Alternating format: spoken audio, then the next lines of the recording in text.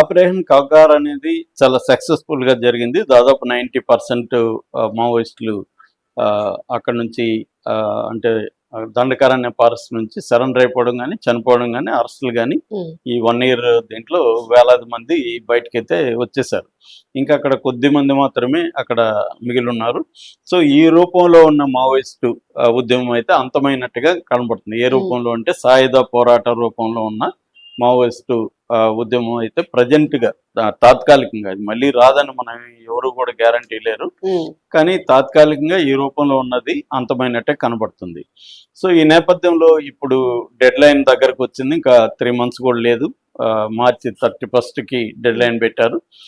మార్చి 31 లోపల కంప్లీట్గా మావోయిస్టు ఉద్యమాన్ని మేము నిర్మూలిస్తామనేది వాళ్ళు చెప్తున్నారు.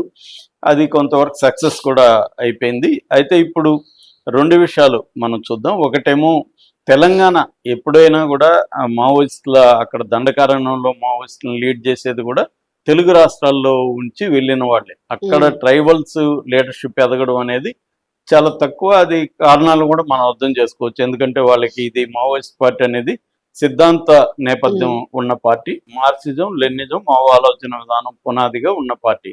అది అర్థం చేసుకోవాలంటే మామూలు వాళ్ళకే అర్థమయ్యే వ్యవహారం కాదు అది. ఇంకా వాళ్ళకి ట్రైబల్స్ కి బేసిక్ ఎడ్యుకేషన్ ఉండదు. వాళ్ళు ఇంత సిద్ధాంతాన్ని అర్థం చేసుకొని లీడర్షిప్లోకి ఎదగడం అనేది వెరీ ఇంప్రాబబుల్, పాసిబుల్ కాదు. ఓన్లీ పిడికిడి మంది మాత్రం, ఇద్దరు హెడ్మా కానీ బర్సదేవ, ఇంకొంతమంది మాత్రమే, ఒక 5-6 మంది మాత్రమే మనం కొంత నాయకత్వ స్థానాలకి వచ్చారు.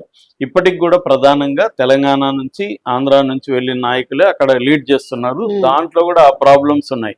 అంటే తెలంగాణ, ఆంధ్ర నాయకులకి అక్కడ ఉన్న ట్రైబల్ నాయకులకి మధ్య కూడా కొన్ని ఇబ్బందులు ఉన్నట్టుగా మనకి అనేక వార్తలు వచ్చాయి. సో ఈ నేపథ్యంలో ఇప్పుడు తెలంగాణ నుంచి గతంలో 66 మంది ఇంకా మిగిలి ఉన్నారని ఈ మధ్యనే లాస్ట్ మంతే శివధర్ రెడ్డి ప్రకటించారు. అయితే ఇప్పుడు మొన్న బర్సదేవ, ఆయనతో పాటు ఇంకొక 19, మొత్తం 20 మంది సరెండర్ అయిన నేపథ్యంలో వాళ్ళంతా వీళ్ళు మాట్లాడారు. కాబట్టి ఇప్పుడు ఇంకా ఉన్నది 17 మంది మాత్రమే. తెలంగాణ నుంచి ఉద్యమంలో మావోయిస్టులుగా ఉంటున్నది కేవలం 17 మంది మాత్రమే అని వాళ్ళ ప్రొఫైల్స్ అంతా కూడా ఇక్కడ పోలీస్ డిపార్ట్మెంట్ రెడీ చేసింది. ఇంటెలిజెన్స్ డిపార్ట్మెంట్, SIB అంటారు, స్పెషల్ ఇంటెలిజెన్స్ బ్యూరో. వాళ్ళు మొత్తం ప్రొఫైల్స్ అంతా రెడీ చేశారు. ఈ నేపథ్యంలో శివధర్ రెడ్డి నిన్న మీటింగ్ పెట్టి చెప్పాడనమాట. వీళ్ళు ఈ 17 మంది ఎవరెవరు ఏ ర్యాంకుల్లో ఉన్నారు అనేది కూడా ఆయన అనౌన్స్ చేశాడు. ఈ 17 మందిలో 5 మంది మహిళలు ఉన్నారు, మిగతా 12 మంది మగవాళ్ళు ఉన్నారు. ఈ 17 మంది కలిపి మొత్తం రివార్డు 2,25,00,000 ఉంది. సో వీళ్ళ 17 మంది మీద.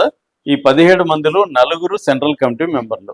అందులో నెంబర్ 1 సెంట్రల్ కమిటీ మెంబర్లు గణపతి అలియాస్ ముప్పాల లక్ష్మణ్ రావు. ఆయన 76 ఏళ్ళు. ఆయన అసలు ఉన్నా ఒకటే లేకపోయినా ఒకటి, ఎందుకంటే ఆయన ఉద్యమాన్ని లీడ్ చేసే పరిస్థితి లేదు. ఇక రెండవది దేవ్జీ తిప్పిరి తిరుపతి. ఆయన ప్రజెంట్ సెంట్రల్ కమిటీ సెక్రటరీ. ఆయన ఇక్కడ మన తెలంగాణ నుంచి వెళ్ళిన వాడే. మల్లా రాజిరెడ్డి సంగ్రామ్, ఈయనకు కూడా బాగా ఏజ్ అయిపోయింది. ఈయన కూడా సరెండర్ అయ్యే అవకాశాలు ఉన్నాయంటున్నారు.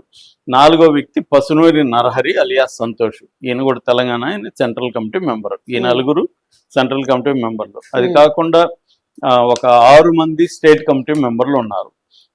ముప్పిడి సాంబయ్య అలియాస్ సుదర్శన్, వార్తాశేఖర్ మంగూత్ అని, తర్వాత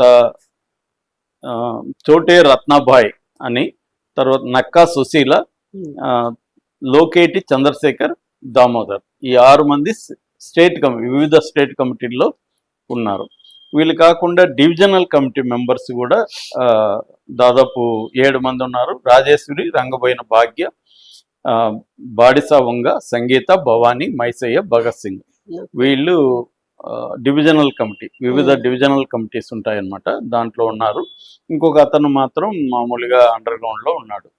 సో మొత్తం 17 మంది టాప్ పొజిషన్లోనే ఉన్నట్టుగా మనకు అర్థమవుతుంది ఎక్కువగా. సో వీళ్ళని కూడా సరెండర్ కమ్మని